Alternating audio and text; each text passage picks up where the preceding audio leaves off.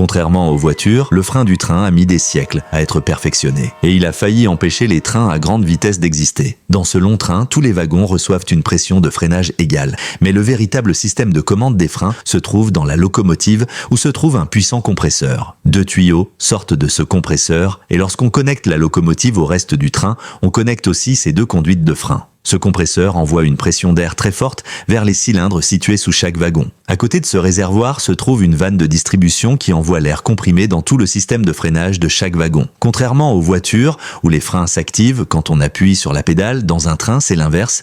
Pour relâcher les freins, le compresseur envoie une forte pression d'air vers la vanne de distribution. Cette pression éloigne les patins de frein des disques et ainsi le train peut avancer. C'est pour cela que lorsqu'une voiture a une panne de frein, elle ne s'arrête pas. Mais si le freinage d'un train tombe en panne, par exemple à cause d'une perte de pression, les freins s'activent automatiquement, ce qui arrête immédiatement le train, même à grande vitesse. Voilà, c'est comme ça que fonctionne le système de freinage d'un train.